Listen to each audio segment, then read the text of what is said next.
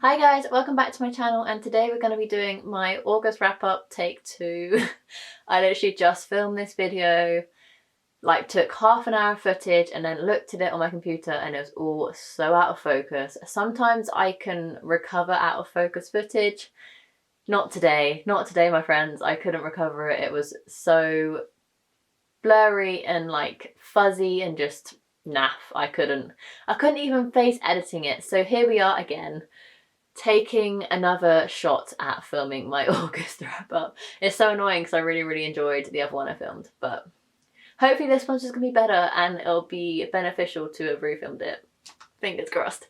So yeah, what I was saying, basically what I was saying, I had a really great August reading month. I read a total of 7 books. Now I don't have my fucking bullet journal. Okay. Bullet journal acquired. Let's hope I'm still in focus. Oh god, this is going off to a bad start already. Okay, so in August I read a total of 7 books, 4 of them being physical books, 5 of them being physical books, 2 of them being ebooks. If you didn't see my August TBR, you wouldn't know that I played a brand new TBR game called Pin the Tail on the Donkey, where the donkey basically picked my TBR for me. And I did really well in that, in completing those prompts, if you get what I mean, apart from one prompt I got last month in August was to read an audiobook. And I started to listen to The Guest List by Lucy Foley, but I just wasn't enjoying it. I wasn't inclined to listen to it. I just didn't really care for the story, the plot, the characters, anything. I just was, either I wasn't feeling the book or will never be for me, I don't know. But I was indecisive on whether to push through and finish it or to give up on it. So I gave a poll on Twitter and the majority of you guys said to give up on it. So that's what I did. So I have 1 DNF in August and that was The Guest List by Lucy Foley. Other than that, my books range from 3 to 5 stars, which is a great reading month.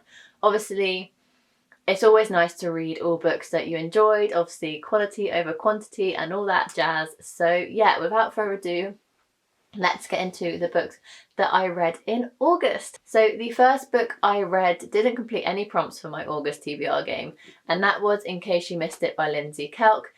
Now, the reason I read this is because I was meant to get to it in July, but never got round to it. This is one of my most anticipated releases of 2020. It came out at the very end of July, I just didn't get round to it, so I read it as my first book in August. Lindsay Kelk is one of my favourite authors, and this book didn't disappoint me, it just didn't live up to the hype.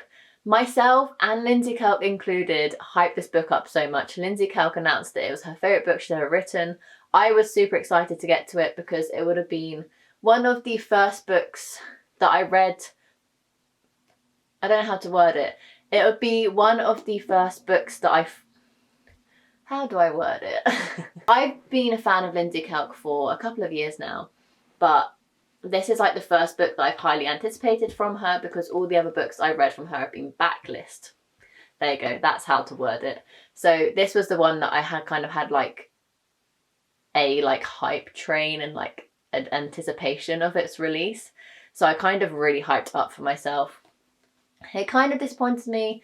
It just didn't live up to the hype. I gave it a 4 out of 5 stars in the end. This book basically follows a main character called Roz. Okay, the lighting's changed, so...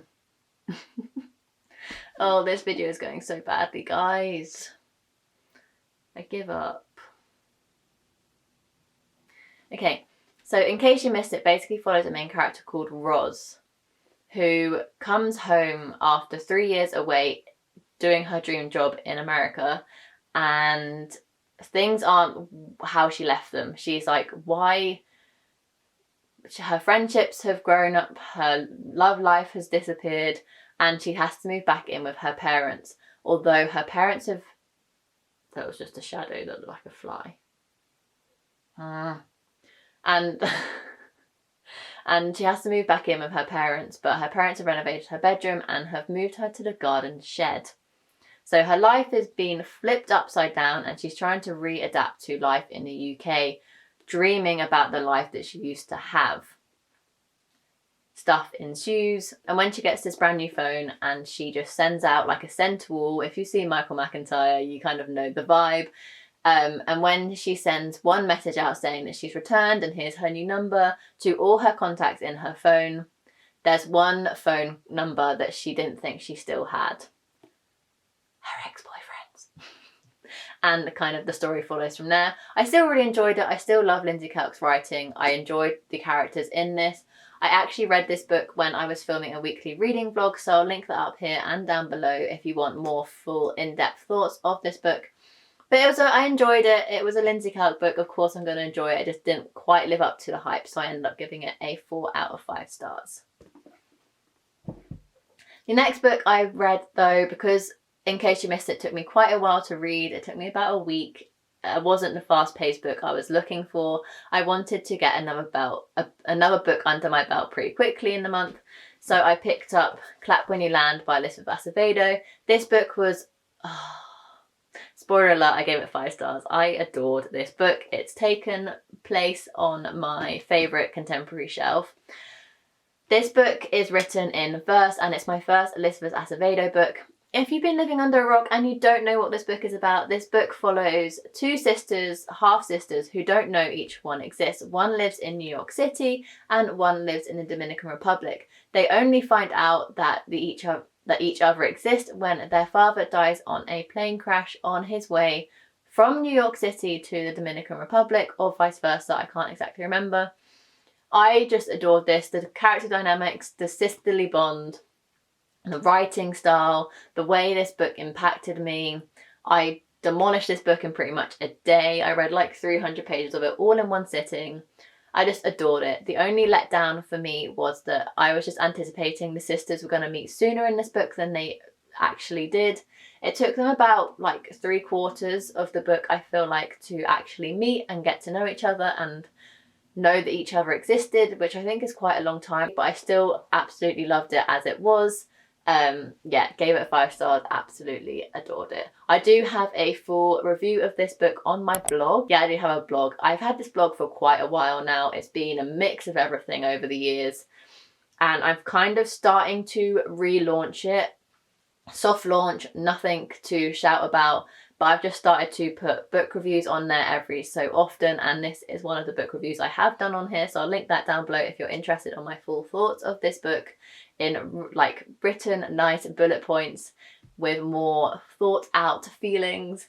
So I'll leave that down below for you guys as well. But this was a 5 stars. I absolutely adored it, and I cannot wait to get to more Elizabeth Acevedo books. I have both of them on my shelf, The Poet X and With a Fire on High. I just haven't got around to it yet, but I'm super excited to get to them. The next book I read in August was Only Mostly Devastated by Sophie Gonzalez.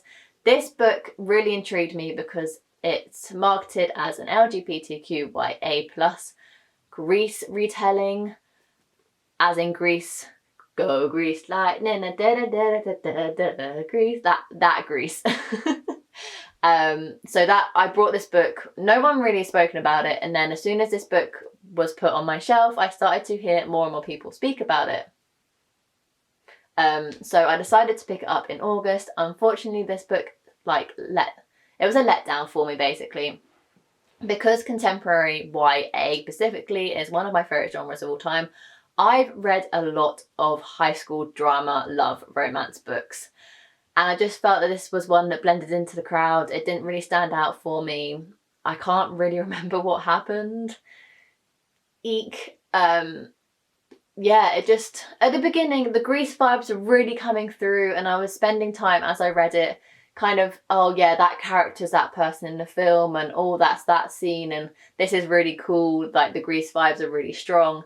And then the further I got along the book, the less and less Grease vibes there was. I don't know if that was on purpose or not, but for me, because that was the reason I picked up this book, it just kind of fell flat a bit for me, and I didn't really enjoy it. Like, I didn't... It wasn't the best, and I ended up giving this a 3 out of 5 stars. Once again, like my blog, I'm trying to review more books now on my Goodreads account, so if you do want to be friends with me and follow my reviews on Goodreads, I'll link that down below and up above in the cards. because I have started to review most books I've read in a bullet point style format where I have a what I liked and what I disliked. And I think that's enabled me to really comprehend and understand my thoughts and feelings of a book straight after I finish them. So if I'm going off on one and getting a bit rambly in videos like this, then there's more cohesive style review up online for you guys to go check out, with trigger warnings and all the extra bits and pieces that you need before delving into a book. So I'll leave that linked below for you guys as well, because there are a few trigger warnings in this book that you might want to be aware of before delving into it yourself, if it does sound like something you'd enjoy. The next book I read was a ebook, and that was The Dawn Chorus by Samantha Shannon. This is the 3.5 novella in the Bone Season series by Samantha Shannon. Now this, when you look at me and you hear me talk about all these contemporary books that I love and read, I don't think many people will realise how much I love the Bone Season series. It's one of my favourite non-contemporary series of all time. I absolutely love the characters, I love the writing style, I think the world that Samantha Shannon's built is incredible. It's just such a good series. And this was the latest novella that Samantha Shannon released in between book 3 and book 4. Book 3 came out a couple of years ago and book 4 is coming out in 2021, which Bone Season fans are very, very excited for because we've been waiting a very long time for it. But this novella was the perfect teaser and just little what we needed in between the wait between book 3 and book 4. I gave it 4 stars. Obviously it's nothing major, it's only a novella, it was only about 90 pages, but you got to delve a bit deeper into the characters, specifically the main 2 characters. Obviously I can't say too much because it is post 3 books in the series, but you get to understand post events of book 3 and how the main characters dealt with that in this book. The writing style was just incredible, and although it did take me quite about 30 or so pages to get back into the world because I haven't read this series in a while. I didn't take part in the Bonathon created by Ashley from Frolic Through Fiction, so I haven't actually picked up these books in quite a while. So it took me a bit to get into it, but once I did, I flew through it and absolutely loved it. So I gave it 4 stars, and it's just made me so excited to read the next book and reread the current books that are out, because I'm planning on rereading them on my own accord. It's just made me so excited to read them and get back into this world and see where the characters are up to. Oh, I'm so excited. So I gave that one a 4 stars and absolutely loved it. If you haven't read the Bone Season series, I highly recommend you check it out. And then the next book I read was The Start of Me and You by Emery Lord. This was the boyfriend pick in my August TBR. One of my prompts was a boyfriend pick, and my boyfriend picked this one out for me. And I'm very glad he did, because although this is a book that interests me, I don't think I would have got around to it as quickly as I did if my boyfriend hadn't picked this book out for me. This book basically follows Paige, who is in high school, and a year ago, her current boyfriend at the time died in a tragic drowning accident. So in this town, she's known as the girl whose boyfriend has died, and she's trying to start a new school year and reinvent herself and not become just that girl whose boyfriend died. So she's made a bucket list of things that she wants to do. And the character progression in this book with Paige is incredible. The friendships and the characters in this book are so good, especially Max. If you've read this book, then you know why I love Max so much. He's just not your typical love interest, and I just think of him as a Jack Black teddy bear sort of character. It was just brilliant to just read a book that's not stereotypic jock boy that you fall for. Yeah, amazing. What else did I love about this book? It's just, the teacher role in this book. In real life, teachers is such an important aspect of a school, your school life. Teachers can make or break your career choices, what subjects you love and don't love. So when an entire book is set in a high school and teachers are either come across incorrectly or not really thought about, it doesn't really make a very realistic in scenario or environment, because teachers are in real life so important to a student's life.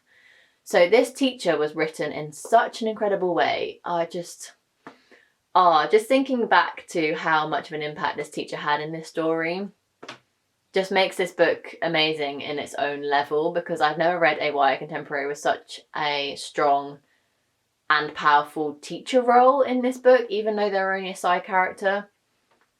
I gave this book a 4 stars. I absolutely loved it. That was just a little bit missing. You know when you read a book and you just know instantly it was a 5 stars?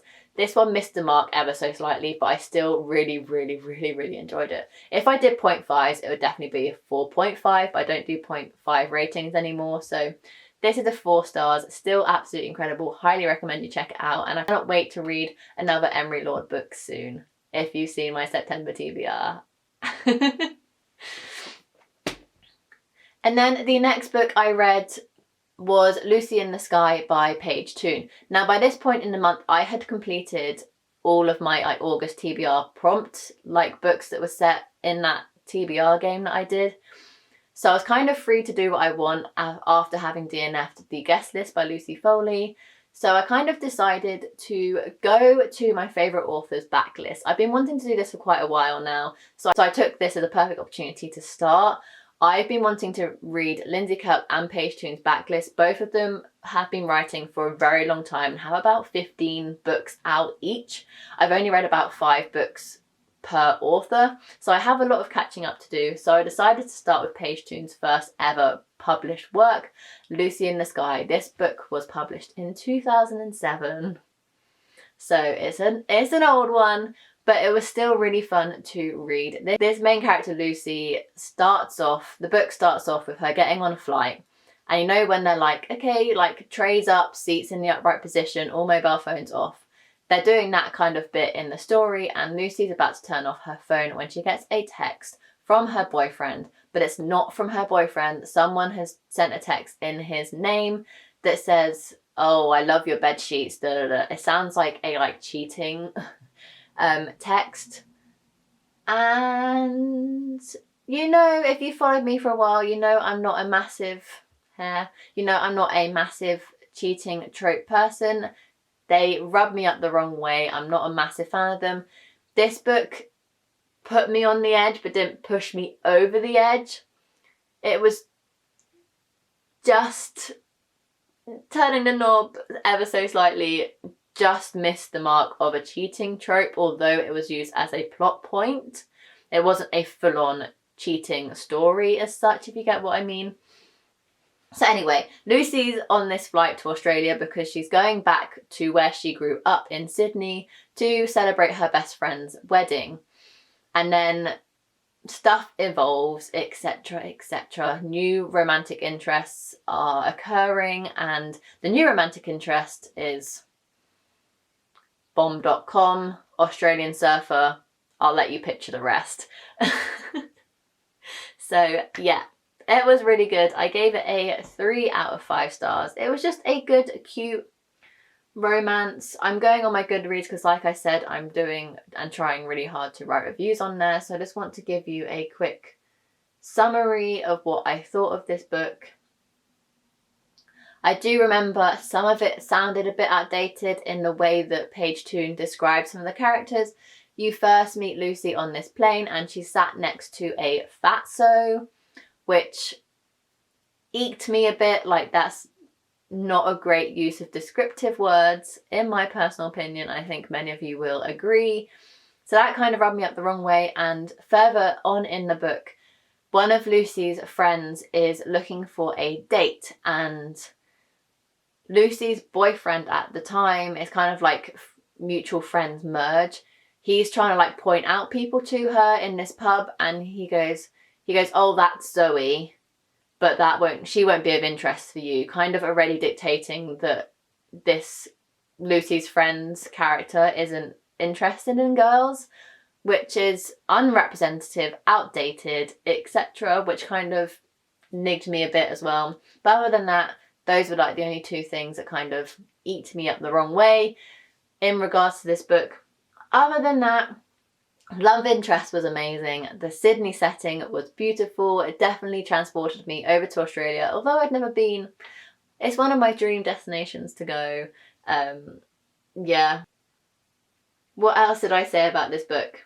Oh yeah, it took me about 100 pages to get into it, but literally after that, I flew through the rest, and I remember texting my boyfriend at like 10:30 being like, okay, I'm going to bed now, with having like 100 pages left of the book to read. Next thing I know, I'd finished the book. It's one of the only books I've stayed up later to read. I'm not sort of a person to stay up all night and read books, but it was definitely a book that made me want to keep reading and find out what happened at the end. So I stayed up later, past my bedtime of 10:30. I know, such a granny. And finished it. Just the love interest, Nathan, is just... oh, he's such a bae. But other than that... oh yeah, another thing. It felt a little bit insta-lovey at first, and then after that it was like such a slow burn romance. Hence why I had to stay up and finish it. I had to know what happened. So yeah, that is Lucy in the Sky. I gave it 3 stars. It was a good book, but not my favourite page turn book. But I'm so excited that I've now started reading her entire backlist. I just want to read everything that she writes, and I think this is a great place to start with her first book, and I think I'm just now going to go in order. I think Chasing Daisy is next, so... and what's good is all of them are on Scribd, so...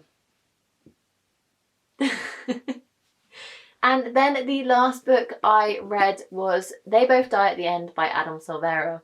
This is my first Adam Silvera book. I know, shock horror.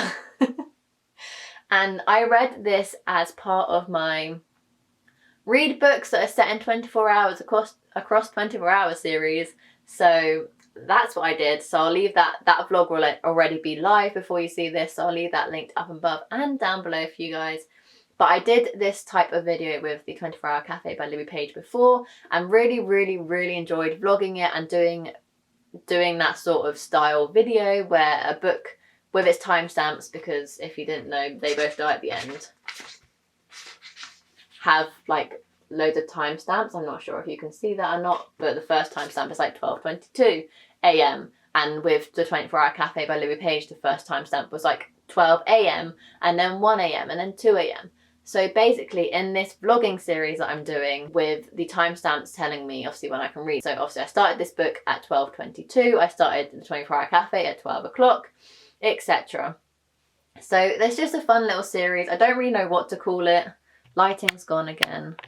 I don't really know what to call it because reading books set across 24 hours in 24 hours is such a mouthful. So if you have any suggestions, because I love doing them, so I want to continue doing them. And if you have any books that have timestamps, that is the crucial part, that has timestamps as the headers and that are set across 24 hours, let me know in the comments below and I might read one of them in that vlog series. But yeah, I really enjoyed this book. I haven't told you what it's about yet. This book basically follows 2 characters, 2 perspectives, Mateo and Rufus, who both find out from a service in this world called Deathcast that they're both going to die within the next 24 hours.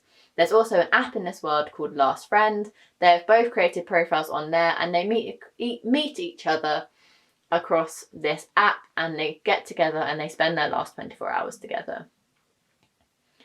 Oh, it was so good. I really enjoyed the writing style. The pace of this was so quick and easy to read.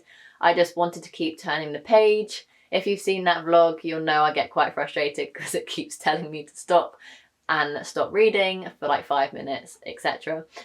So yeah, I would definitely go check out my vlog that I did on this book if you want my full thoughts and feelings on it. But I really enjoyed it and I cannot wait to read more Adam Silvera. I gave it a 4 out of 5 stars. That's it! I've now filmed an hour worth of August wrap-up content for you guys. With this being my second attempt at it, I really hope this one's in focus. It'll be a bit shit if it's not. Oh, I'm going a bit stir crazy with filming, but it's fine. I don't know what to say apart from